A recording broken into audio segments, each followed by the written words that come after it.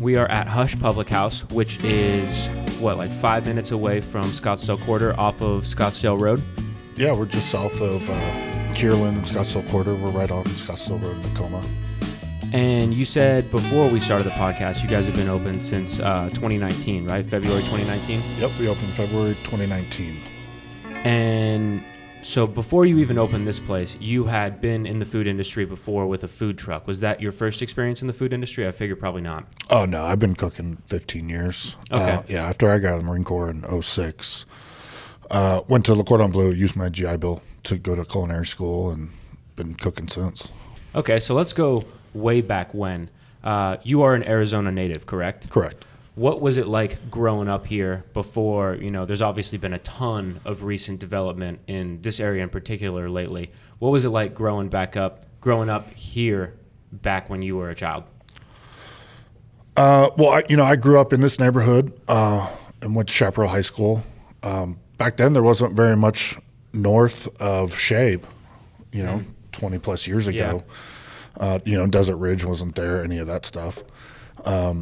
As an 18-year-old, though, I also wasn't too into food at that time yet. I was a big growing boy playing football. I eat everything under the sun. So I wasn't too picky about stuff back then. But, a fancy night out was Outback Steakhouse or Red Lobster, I definitely think the Arizona dining scene has changed dramatically for the better. Since then, we're kind of known for lots of big chains and stuff like that, but I think a lot more independents have been sprouting out, chef-owned, chef-driven stuff, and so, yeah.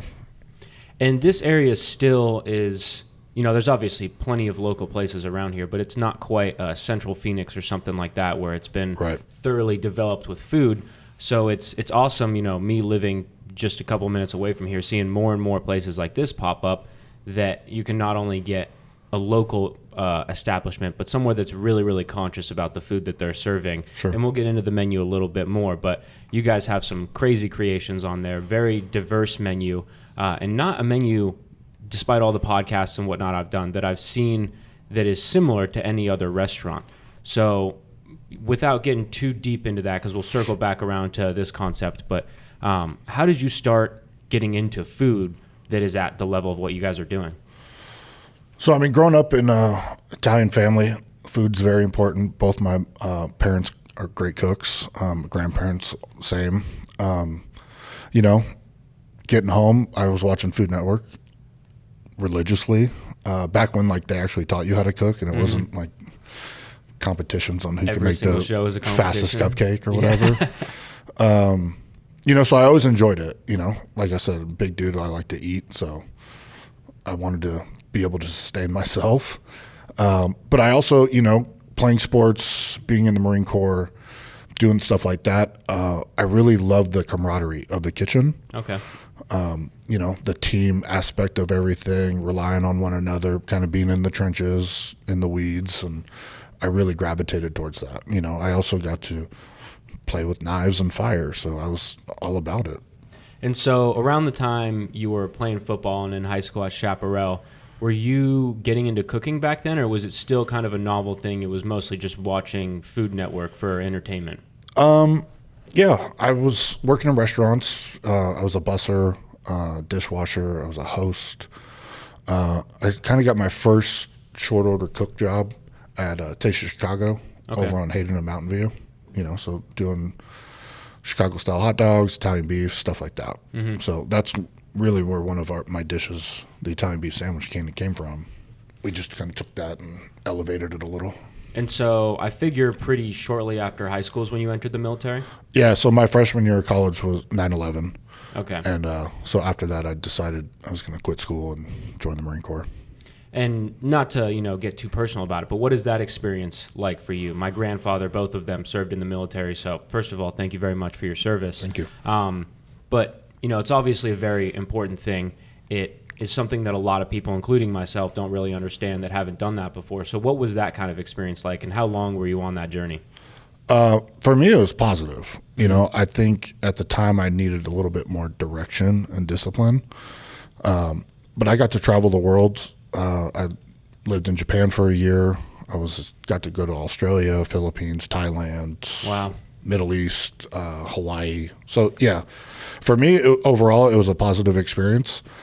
I made some lifelong friends, saw the world, got paid for it, served my country. But I do know some guys who obviously didn't have the same experience, but for me it was totally positive. And I served 4 years. Okay. And so since you had already kind of gotten the ball rolling in terms of the food side of things, at least being exposed to it, at this point, were you planning on doing that in your future, or was it just kind of an afterthought? Yeah, no, I got out and I was kind of trying to figure out what I wanted to do. I was going to ASU to finish my degree. And then back then, 06, 07, had so many friends in the mortgage industry, being loan officers, making a killing. So I was like, all right, I'll throw my hat in the ring. And then, 07, 08, market crash. And it was like, okay, time to do something else. Yeah. And then for me, my office was on the 5th floor at the Scottsdale Galleria back then. And on the 3rd floor was Le Cordon Bleu. Okay. So, I used to walk through there every day, going down to get lunch or something. And I'd pop my head in and take a look and see what these guys are doing, and it just looked really cool. And I was always into food, and I was like, maybe I'll give that a shot, So I enrolled in school, and then started cooking right after. So as you were traveling the world in the military, were you subconsciously soaking up a lot of the food that you were tasting, and did that end up inspiring you later? Because it seems like some of the dishes on your menu would... Not on purpose. Okay. I think subconsciously I did, and a lot of my menu is based off memories and experiences that I've had. Okay, very cool. Whether it be traveling or meals I've had, or experiences that I've had with friends or my wife, and so yeah. At the time I wasn't stockpiling menus or recipe ideas, but I think it just kind of, when it came time for me to create and develop my own menu and kind of put a stamp on who I am as a chef, I think all that stuff kind of came out. And that's a very interesting way of developing your cooking prowess, because obviously once you decided to go to Cordon Bleu, it was much more of a, thoughtful decision. But to have experienced the world in that way obviously played a big role in where you're at today. So what were some of the memories that stick out to you from those times that maybe you didn't realize how significant they were going to play a role in your future? Sure. Going back to the Italian beef at 18, it's kind of a messy, cheap sandwich, but we kind of elevated it and turned it into this really beautiful braised oxtail over locally made brioche with smoked provolone and house-made jardinera, or grilled oysters. My wife and I had our honeymoon in New Orleans, and those are everywhere. And it was the first time we'd actually had them. We've always eaten them raw. And, we were blown away. So, I had to come home and make my version of them. So it's just little things here and there that kind of just inspire me, whether it's just a flavor profile or a certain ingredient. And then I kind of just start there and then play off that. Well, and maybe this is me being a little bit naive and narrow-minded and, dare I say, prejudiced, but I feel like a lot of guys from the military aren't eating chicken liver mousse and things like that. Sure. Now, right. Now, did I have any kind of experience with that as a youngster? No. But when I, left the restaurant industry a couple years ago to go become a butcher and do whole animal butchery, I staged at Electric City Butcher in Santa Ana, California, and learned that technique there. So again, some of that stuff it could have been from 20 years ago, but some of it is as fresh as just a couple years ago. Sure. Learning a new technique, being blown away by it, and then obviously putting my own little twist on it. So I'm constantly learning. I'm constantly evolving. The food's always changing. The menu changes with seasons. So it's never stagnant. It's always something new. The chef team here, we all kind of chip in and throw ideas out on the table, and that's how we kind of create the menus. So circling back to your tenure at Le Cordon Bleu, what was that experience like?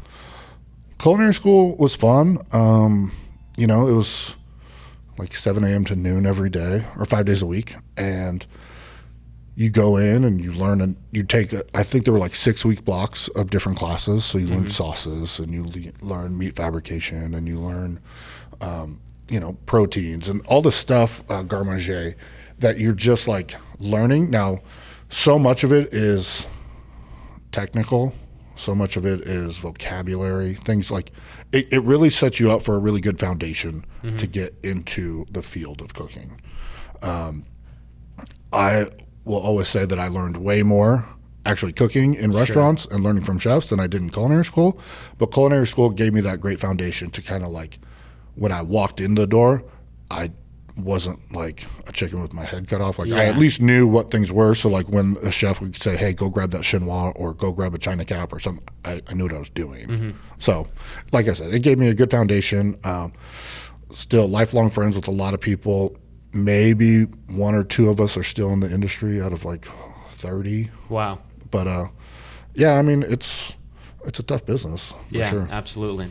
And so directly following cooking school, culinary school, is that when you went to do the butchery job? No. So I graduated culinary school, and then I moved to New York City. Okay. And I worked for Laurent Torrendale at BLT Prime in Manhattan.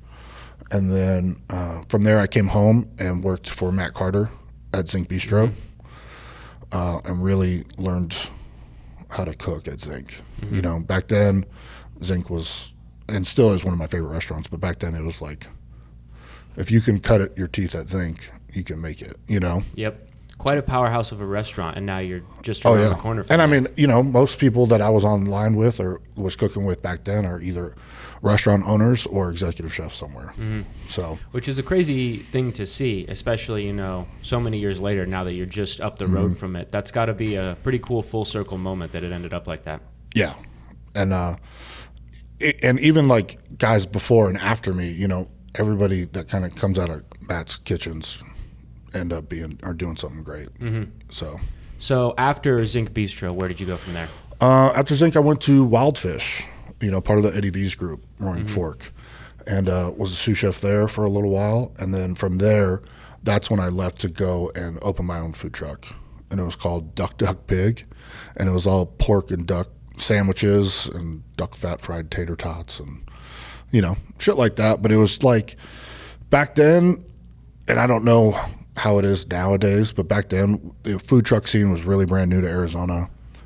There's so many rules and regulations back then. You could only like park for 30 minutes, or you had to like have a private event set up, or you couldn't just like pull up on Scottsdale Road and park. Yeah. You know, not like LA. So I didn't love it. It was also like a one-man restaurant where you had to like load and unload your entire walk-in every day, start from scratch. So it was really like 2 hours of cooking to like 10 hours of cleaning, loading, packing, driving, all the boring shit. Well, you say it's a tough business, and I couldn't agree more. And one of the memories that sticks out to me is we were over at Handlebar Diner, Adam Allison's spot, in the back shed, and it was the middle of summer, you know, by the everything cooking. It's obviously very hot in there. Sure. And we were like, man, this is hot. How do you do this? And he's like, well, just imagine this in a food truck in the middle of an even hotter day. Oh, yeah. So, yeah, I don't envy you for having to run through that, especially doing it in terms of a single-man operation. Yeah, it wasn't for me. So, you know, we did it for a little bit and then sold it, and I got back into the restaurants.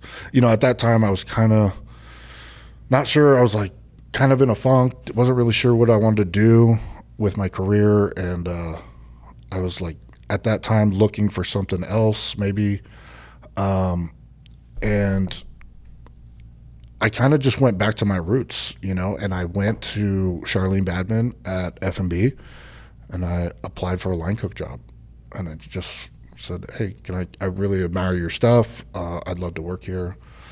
I did a stage, she hired me, and then I worked sauté there for about a year, and had the best time there, learned so much in such a short amount of time. Charlene's a badass. All the props to her, you know. Just to watch her day in and day out. And back then she used to work the grill. So it was like three lady kitchen with me, a pantry cook, me on sauté, and then Charlene would work the grill every night. She can bang. And so where do you go from there? Because, I mean, already you've racked up quite a list of different places. Yeah, to so do stuff at. From F&B, you know, it reignited my love for cooking, right? I was like, this is what I meant to do. I love this, but I can't afford being a line cook anymore. So I was on Craigslist and just looking for, you know, a chef job at that point. And I found a sous chef job for Chelsea's Kitchen and took that. And then within 5 months, I was the executive chef at Chelsea's Kitchen. Nice. And then from there, I opened Ingo's Tasty Food, and then moved out to LA to go be the executive chef at the Misfit for them.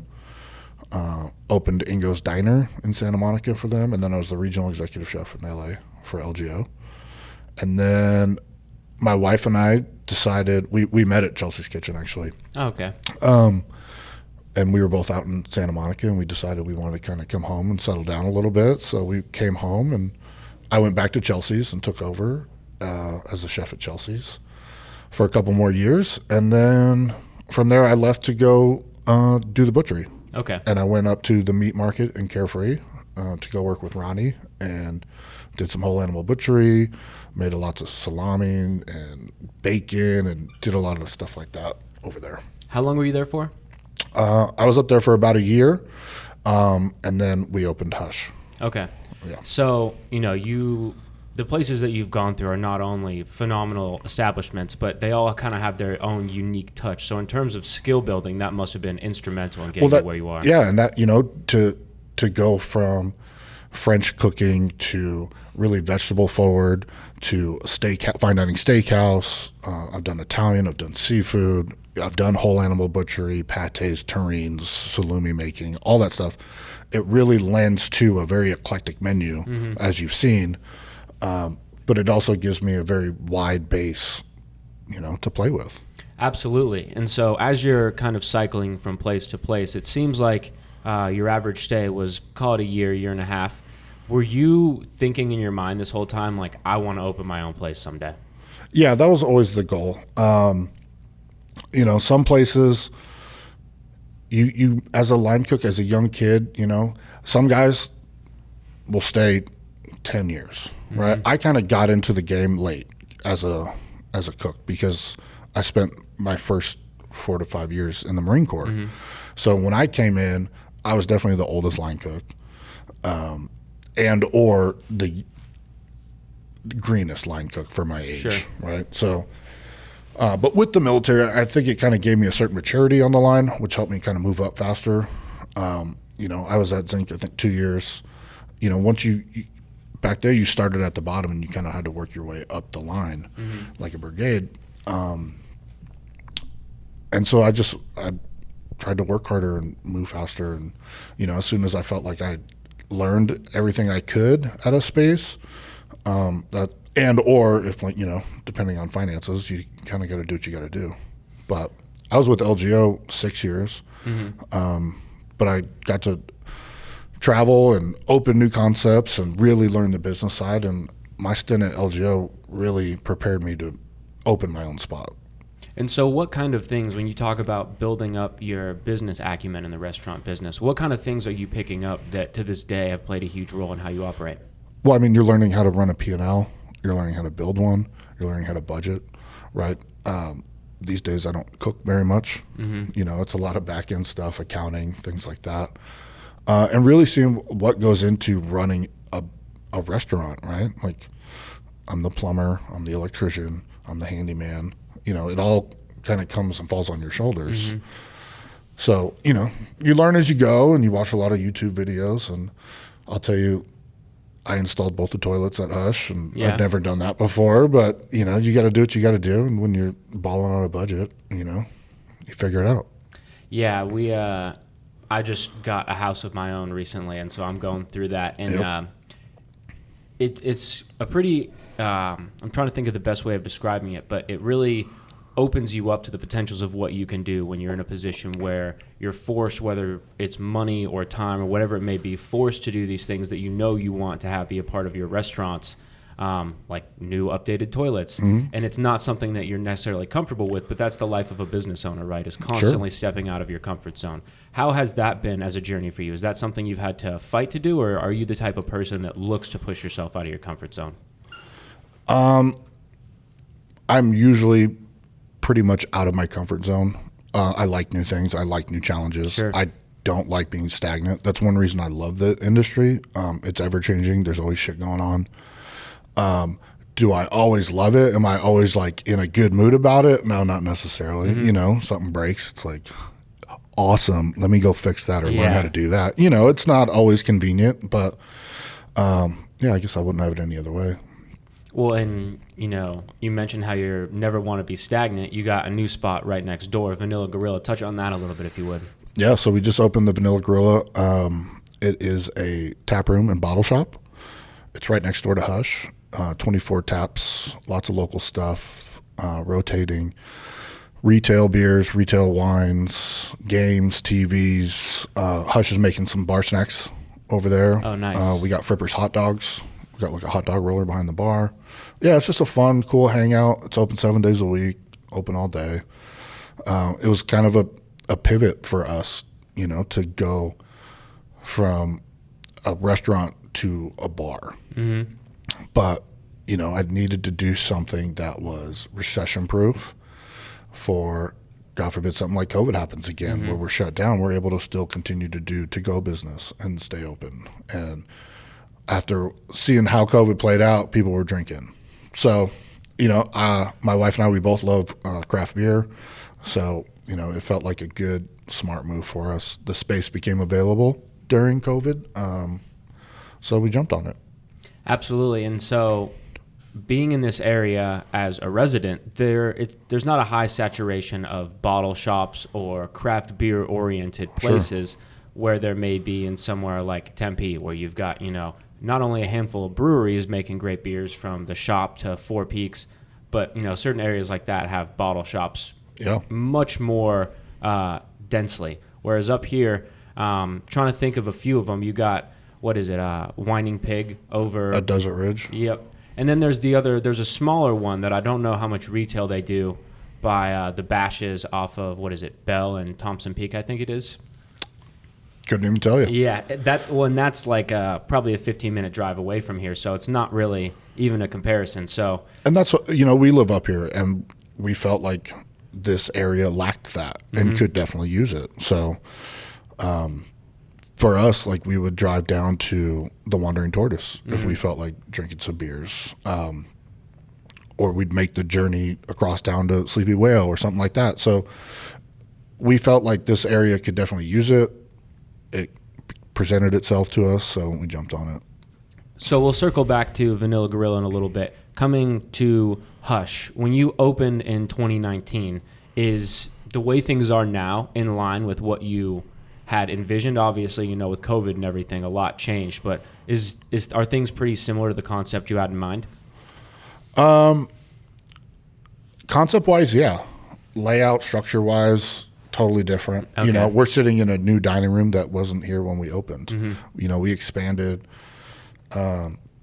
January 2020, and yeah, when we opened, we were just on that main side, little 40-seat restaurant, and then, you know, now we're up to 70 seats, new dining room, extra kitchen space in the back. So, but as far as like the menu goes, yeah, the menu's still pretty much the same. The front of house is still pretty much the same. Cocktail driven. Really cool wine lists, eclectic menu, seasonal. So yeah. So run us through your menu a little bit and kind of what are some of your most popular dishes? What are some of your favorite dishes? Some of the most popular, you know, we have our crab hush puppies, which are kind of a staple. The grilled oysters, our fried cauliflower with house-made harissa and cilantro lime yogurt. All of our pastas are super popular. We use Sonoran Pasta Company. Okay. And those are always rotating. And they're what, like 5 minutes away from here as well? Yep. They're right across the street in the air park. And, you know, Brent and Jasmine are great friends of ours, so we always try to support as much as we can. Steak frites are popular. You know, we use Free Street Fries. Nice. Flip, also a good friend of ours. The Italian beef is probably one of our most popular. Okay. With the braised oxtail. Other than that, that's pretty much like the staple stuff. My favorites, chicken liver mousse. Really? And then probably the oysters and, the Italian beef. That's probably my favorite still. And so how would you describe your menu generally? Because you mentioned earlier eclectic. It's obviously very elevated. What words would you put to describe it? So it's global, right? We have from duck fat fried rice to harissa, like a Middle Eastern. We have muhammara. We have a Turkish dip with shaved zucchini on the menu right now. Like it's kind of all over, right? I think I lean a little Italian just from my background. So most of the pastas and stuff like that. But yeah, we kind of the holds barred, It's like Sure. we open the world up and just if it's cool, it's cool. If we like it, if people like it, we keep it. If we're always changing. We're always trying to come up with new dishes and new stuff and stay in season and keep it fresh for our guests. Well, and with an expansion after no more than 11 months of opening, the reception must have been pretty well. How was it? Great. Yeah, we came out swinging. We won Best New Restaurant in Phoenix in 2019. Glowing review in the Arizona Republic from Dom Ruggiero. We were booked out. Things were good. We were, the space opened up next door. We're like, let's get it so we can do large parties and stuff like that. And then, we got it open, and a few weeks later, we got shut down by COVID. And, we were closed for a few months just to reopen, to close again for a few months. And, when we were able to reopen in October, having all this extra space was really helpful with the social distancing and such. Sure. But, yeah, we've been open since October, and it's been good. And so you'd obviously been in the restaurant business for a long time, so I assume you had prepared for it, but did you quite expect to get the response that you ended up getting? No. Nobody goes out thinking, like, we're just going to crush it. We're the best ever.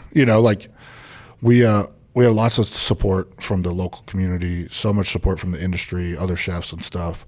We open kind of low-key, under the radar. If you've been to Hush, the location is not ideal.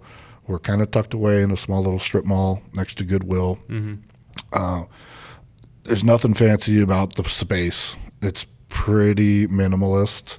But we kind of wanted to let the food and the drinks and the service kind of speak for themselves. Absolutely. And that's what I was just thinking, that, maybe there was another place that would have suited you a little bit better, at least in theory. But to get here and get open and get that response, that proves that there's a customer base out there that's looking for the things that you guys are offering.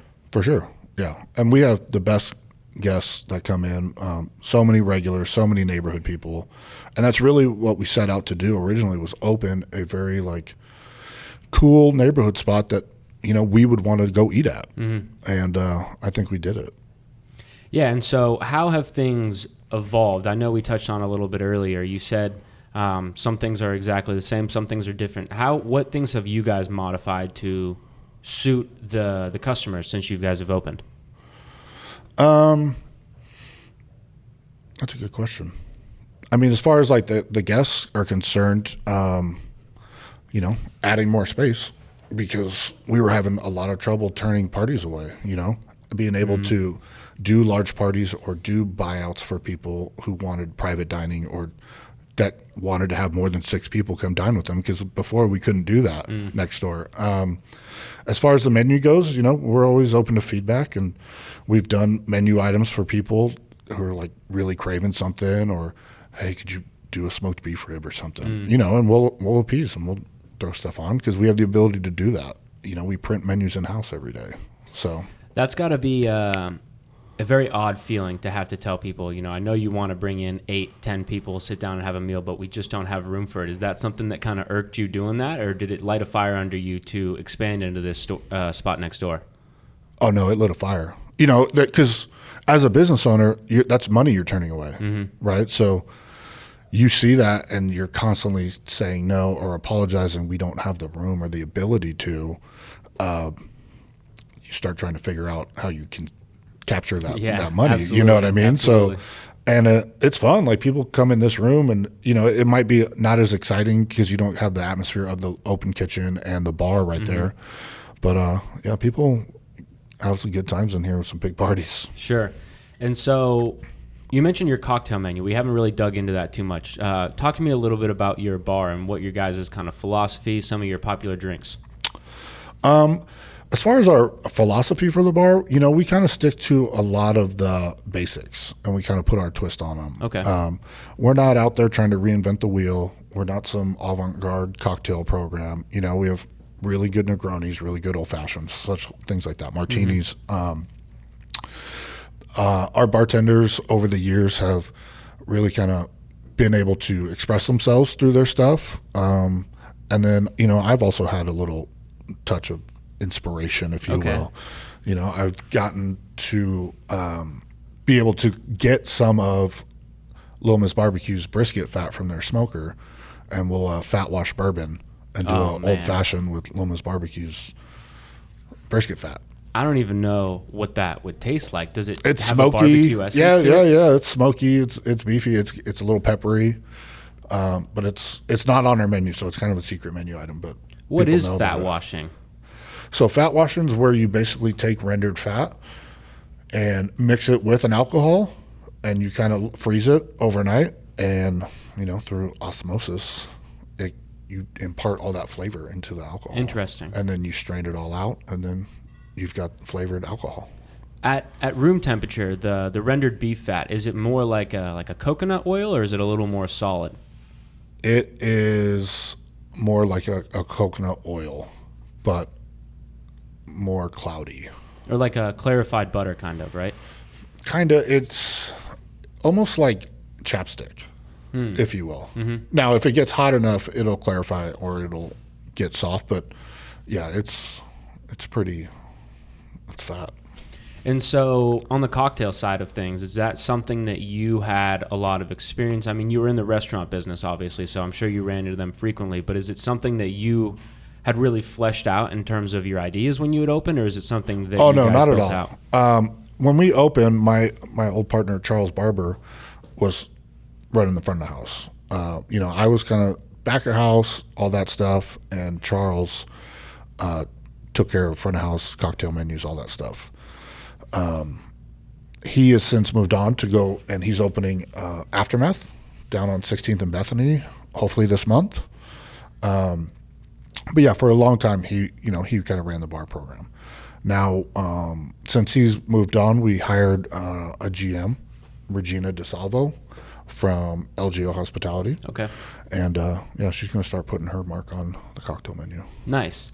And so is that something that you try and, the fact that you're using rendered beef fat in the cocktails, that to me seems like it totally aligns with the way you guys do your food, of taking, eclectic things and elevating them. You're not just, buying rendered beef fat off the internet. You're going to arguably the best barbecue place in Arizona and getting their stuff. So with the cocktails, are you building them out on their own, or are you trying to align them with some of the food items you do? For the most part, we're trying to build them on their own. Okay. Right. The menu changes too often to try to keep up with pairings on such like that. I think our staff is great at helping you make those decisions based on what you've ordered. But really, we kind of want you to come in and order a bunch of stuff. Most of it's share plates, so that way you get to experience most of the menu, right? Like, we don't like to eat here, first course, second course, dessert, or salad, entree. We like to get 10 plates in front of you and just have you share with your friends. Well, and with such interesting and exciting dishes, that's a pretty cool experience to be able to come in and probably try a few things that you've maybe never had before, or not had in a long time, and then you have some more classic dishes with your guys' own little twist in them. How have people taken? Is that what people do? Do they come in and sit down and order several items, or is that kind of something that you've had to teach people? I think it's a little of both. Some people are just gonna get their salad and then their entree and then order a dessert, or not, and that's just how they like to eat. And I definitely will sell 4 steak frites to a 4-top, and everybody has their own steak, and it is what it is, But I think for the people that come and really want to experience what Hush is about, like, let the server guide you, let them, give you their perspective. The menu can be really fun to navigate your way through. But there is some safe stuff on there for sure. Sure. Well, and, I go out to eat with people who like the safer things, but I personally am the kind of person that likes to try newer things. And if I can get someone who doesn't normally have kind of novel food items, at least for their palate, I like to have them try it and get their thoughts. And that must be a pretty exciting thing for you as the owner of the business to do, is to take someone who's never had some of the crazier items that you have and see what they think. How has that experience been for you? That's one of my favorite parts about having a restaurant, is being able to open people's eyes to new foods and, broaden their horizons. And I can't tell you how many people I've converted to chicken liver. Really? Oh, yeah. But, with my butcher background and my love for, like, whole animal and utilizing all, so we have some different cuts in here, and we bring in some kind of off the wall stuff, and we do beef heart tartare, and we do different things but we try to make it familiar almost, but kind of sneak in an ingredient here and there that you might not be comfortable with. But having them leave and go, I never would have thought I liked that. Well, and beef heart tartare is one of those things that I might put on my list of I never thought I would like that. So I got to try that sometime. And that's definitely not something I've ever seen on a menu before. So are those things that you're really having to dig deep to find out, what are some very novel ideas that we can put on here? Or is it just stuff that through your experience of so many years, it kind of just pops into your head and you're ready to run with it? Yeah, things pop into my head. I'm, like I said, I'm forever learning. I still order cookbooks, on payday or whatever. I see the Phoenix Cooks book right up there. Oh, Shout out to we're Christina. in there. Absolutely. She's still supposed to be making that oxtail. But I got to, Christina, if you're listening to this, I got to know when you're making that oxtail, because I got to try that. Yeah. So again, I might see someone on Instagram. I go out to eat a lot, or as much as I can when I'm not working. So my fellow chefs inspire me. Things I see on Instagram, like kick an idea around. Yeah. I'm constantly a sponge. I'm just trying to soak up as much stuff as I can and, make it mine and put my spin on it, or take something. I really love taking something that's very familiar to somebody and putting my twist on it, or making it something that's like brand new again. Well, and that's a passion that obviously runs very deep, right? From you being a line cook several years ago and going, this is something I love doing, but financially I got to make something more out of it, and then turn it into what you've done now. Obviously that grind is no easy feat, and it seems like you like doing things like that are very challenging. We talked before about stepping out of your comfort zone. So as you've transitioned from an employee to a business owner, what are some of the things that have been the most surprising to you that you didn't quite anticipate when you opened up this spot? I think just like the ability to train cooks, it's really become my next passion. I really get a high from being able to show a young guy who's hungry, who wants to be in my shoes, how to do something. It teaches him a new technique, and he gets excited about it, and he comes in the next day with ideas for the menu about something he learned that I taught him. I really love that, and I want to be able to, in the next second half of my career, be able to really kind of develop young chefs and help grow this Phoenix food scene, and like have these guys come up. And like, I can only imagine how, a Matt Carter, a Charlene Badman, some of those guys feel when they see people that used to work for them who didn't know shit, now out there like winning awards and opening restaurants and doing all this cool stuff. Like, that's got to be such a charge. So that's really what I'm looking forward to. Well, and that's one of the beautiful things about Arizona food and beverage. Maybe there's instances of it in other states, but from what we've been able to pick up from all the people we've talked with, is Arizona is pretty unique in how much camaraderie runs throughout the industry. You mentioned that that's one of the things you love most about the kitchen. Recently, we've interviewed Alex Strada, who's obviously very much so a heavy hitter, and he shared the same sentiment that that's something that he loves about the industry and tries to do himself. So what is that journey exactly like? Because, your kitchen is not serving, just simple burgers and flipping stuff out. You're really having to introduce a lot of education, I would assume. Are people coming in here and do they have a very solid foundation and you're just building on that, or is a lot of it starting from scratch? It's as far as Hush is concerned, when we first opened, we had a pretty solid crew with a lot of good experience. Okay. Up until COVID, we had no turnover in the back of house. So we had the same crew. Everybody was pretty seasoned at that point. And then due to COVID and the closings and all that, guys had to move on. Some moved up. Some are executive chefs now. Some are sous chefs now. So we've kind of taken on a little bit of both. I've got some guys who are pretty green and are learning as they go, and we're teaching them some of the basics.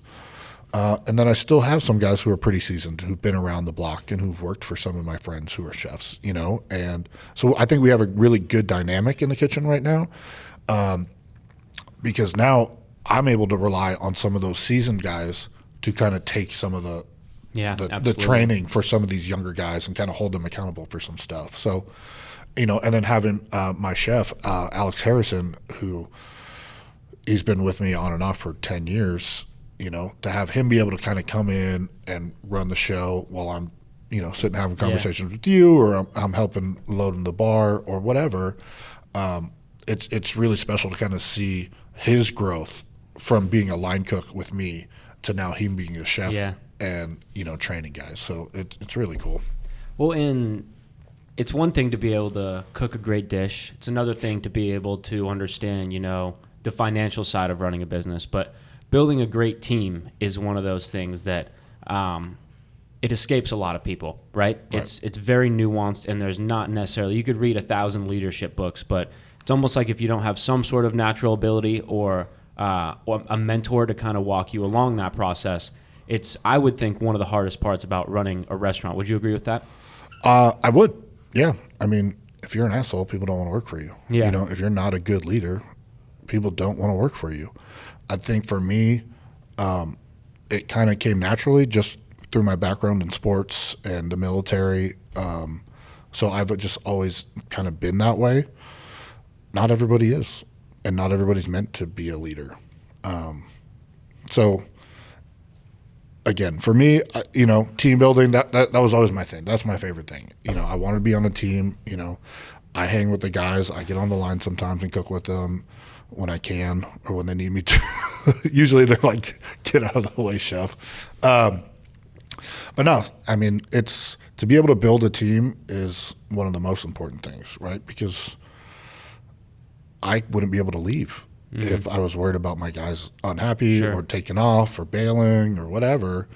So having that solid foundation in the kitchen is just, it allows for so many more things. Sure. And, it goes without saying, it seems like you're doing a great job running your team, but you might come across, being a big dude, former military. I believe you train jiu-jitsu as well, right? Yeah, I train jiu-jitsu right here at 10th Planet Scottsdale. Okay. How is that journey like? How long have you been doing that for? I've been doing jiu-jitsu for a little over 3 years. Okay. I love it. I mean, for me, it's an outlet to get some aggression out. Yeah. It's also an hour out of the day where like my brain just shuts off and I'm not worried about work, or I'm not worried about the accountant or what's happening at the bar. It's just like, you're worried about not getting choked out. Yeah, just don't let this dude choke you. So, and I feel like it makes me a nicer person. I'm not on edge. I'm kind of, it makes me a better person, I guess. So are you a blue belt? A blue belt, yeah. Okay. So now I know where to not go and train if I start rolling, because I would not want to. You don't get matched up with smaller people, do you? Sure, yeah. You do? All the time. Okay. But because I doubt there's a plethora of people your stature over there rolling, or is there? No, there's not much. But there are a couple big guys. There's guys way smaller. I mean, the black belt coach, owner, Steele Levine, he's a smaller guy. He beat my ass. Yeah. Oh, yeah. He's a bad dude. That's one of the craziest things about jiu-jitsu specifically, because it's so different than, fighting in terms of like striking. Right. And so, in striking, I guess there's a chance that, a smaller guy knocks out the bigger guy. But with jiu-jitsu, it seems like, especially if you have experience on your side as the smaller guy, sure, you definitely have things in your favor a lot more. Oh, it's definitely technique-driven. Yeah, knowledge. When you're rolling around with somebody, strength helps. Let me Absolutely. tell you, being 270 pounds helps. Yeah. It doesn't mean I'm going to win, though. Sure. So... Do you do it as more of just like a personal enjoyment type of thing, or do you ever have plans to do it on more of a competition type basis? For me, I think it's just more of an exercise. I need some sort of hobby. And I don't like golf, and so I like to have a little bit more excitement, a little bit more violence in my life, a little bit more aggression. Yeah, well, not that you are the type of guy that seems like you would be fearful of other people or danger or anything, but it must feel good knowing that you could take about 99% of people and choke them out. No, it keeps me sharp. It keeps me in shape. Again, the camaraderie with the guys. You roll around and sweat on dudes, and you get to be pretty close with them. You know what I mean? Sure. So it's a good time. Great guys over there. It's a lot of fun. It's not for everybody. I get that, but I really enjoy it. So it's got to be pretty impactful of an experience for a leader as well, because I assume it's very humbling having a smaller dude take your back and choke you out or something like that. Would you say so? Oh, it's very humbling. Yeah. Yeah. For the first year, you're just everybody's ragdoll to toy with, and then eventually you start figuring it out, and it starts making sense to you. Yeah. And then you can start tossing around the new guys and stuff. But it's very humbling. It's very much like a game of chess. Sure. It's very mental as much as it is physical. Like I said, I need something like that in order for me to like be productive throughout the day. Sure. So. Well, yeah. So not to make this a combat sports podcast, but as a fan of martial arts and whatnot, I had to bring that up and talk with you about it, of course. So circling back to Hush and more so Vanilla Gorrila, how have things, you said you opened last week, I believe? Yeah, we opened last Monday. Okay. And so how have things been since you opened up over there? Good. It's just kind of a soft opening. We just kind of filled the walk-in with beers and, kind of told our friends and hit up Instagram and said, hey guys, we're open, come through. And we had a really great turnout. Lots of local industry guys, lots of friends that live in the area. Sure. Lots of guys from high school came out, which was cool to see a lot of new old faces. And it's been good. It's kind of given us the time to get some training in and really teach the staff how to open and close and change kegs and do all the stuff. So. Yeah, once we get our sign out front, we're just waiting on the city, per usual. We'll do a big grand opening party and have a bunch of people out, and it'll be a good time. Well, you've got my phone number now, so I'm expecting a text when that happens. Oh, yeah, for sure. And so what are your thoughts on the beer scene of Arizona as a whole? Because as I mentioned before we started the podcast, me and my business partner, Eric, did the Arizona Beer Book. And it seems like even since 2019, when that released, we put it together throughout essentially 2019. A lot has changed. There's new places that are popping up. You got like Smeltertown, for example, if you're not familiar with them, up in Clarkdale, who's making great beers and getting their stuff down into the valley. So what is your kind of take on the local beer scene? I think the local beer scene is awesome.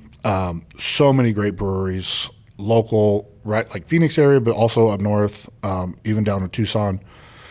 And so many cool beer bars and people just making it more readily available for people, like I mentioned earlier, Wandering Tortoise, Sleepy Whale, Golden Pineapple, things like that. Like those guys really put the beer bar on the map. And so I think it's great. The more craft beer, the better, as far as I'm concerned. Absolutely. Do you have a few favorite spots that you like to search for beers from in particular? Wandering Tortoise, for sure. In terms of like breweries, though. Oh, breweries. We love Wren House. How could you not, right? I know. That's definitely one of our favorites. Shop Beer Co. Yep. We really love 12 West, Pedal House. I mean, there's so many at this point that it's like, there. Yeah, we're very fortunate in Phoenix. Well, and so my go-to beer spot, there's two actually. There's a drive-through liquor spot off of Shea and like 96th, I think, by that Sprouts over there. Okay. And probably, call it beginning of COVID to use as a timestamp. They maybe had Four Peaks and maybe a Huss beer, and now you can go in and they've got Tombstone, they've got Tower Station, they've got significant more amounts of local. And even on the spirit side, you'll see a bottle of Del Bach. Maybe it's, going for $80, so I'll pass on getting it from there and maybe circle over to Total Wine. But, my other one is AJ's, and you see, a Dreamy Draw from Wren House there. You see Cider Core there. Lots of great stuff. But on, a grocery store type scale where maybe they're not having the diversity and cycling through the way a place like Vanilla Gorrila will be. So you can expect to see me popping in there very frequently, picking up some beers. It's beer only, right? Beer and wine. Okay, wine as well. We have mead, we have seltzers, we have hard kombucha. You've got the whole thing. We got all of it. Yeah, we got reds, whites. We got all of it. No cocktails though, right? No cocktails. Okay. And so outside of the beer realm, are you sporting a lot of local places? Obviously, we've got, several cideries. I assume you have Cider Core stuff in your spot. We do. Okay. We've got Cider Core on there. We have Superstition Meadery on there. Two great ones. We got June Shine. We got a bunch of stuff different for everybody. What about on the wine side of things? Are you a big wine guy yourself? Not so much for me, but my wife Holly, she did a tremendous job with the wine selection over there, and from rosés to whites and a whole wall selection of reds to go or to enjoy in there. Yeah, I am very much a novice to the wine side of things, but digging into it as aggressively as I can, right? As much wine as a man should reasonably consume, you could say. We just did a podcast with Carlson Creek recently, and to see the level of expertise that they impart on their wines, as you might expect, but also the passion for Arizona and kind of carving a niche out for the Arizona wine market, if you will. I know you said you're not the biggest wine guy, but is that something that you guys have witnessed as well as a growth in Arizona wine that might mirror a growth of Arizona beer? Totally. Even back when I was at F&B, Pavle was all about Arizona wine. Yeah. Now he's got his own winery. Like, the Arizona wine scene's definitely been blowing up, and we've got some local stuff next door, with Page Springs. So 100%, Arizona wine is definitely on a come up. Really good stuff out there. But again, I'm more of a whiskey and beer drinker. Okay. Do you try a lot of local whiskeys, or are you more of a global type of guy? I've had a couple local, Del Bach. I've had Carefree whiskey. Okay. Which is some good stuff. But that's about it for the most part, Have you had any of this stuff from Adventurous Stills? No. They've got some pretty cool stuff. They are in a somewhat of a tie-in to you guys. They have an eclectic list of stuff. So they have like a quinoa whiskey and some other very interesting stuff that the stuff that I've tried from them is like nothing I've ever had before. We actually have an article coming out in the next issue of A Taste of AZ that's a roundup of local spirits. For Adventurous Stills, it's a dark rum, I believe. But yeah, it's crazy to see, just visiting people's websites and fact-checking articles and whatnot. Flying Leap Winery, I don't know exactly where they're based out of, but on their website they have brandy, they have all sorts of different stuff that you wouldn't necessarily expect to be coming out of these places. You look at the list of spirits that Santan is producing. It's pretty amazing. So I'm sure as someone who's in the food and beverage industry, seeing the growth across the board of Arizona food and beverage must make you pretty excited. Yeah, it's awesome. And as far as I'm concerned, the more the merrier, Absolutely. So.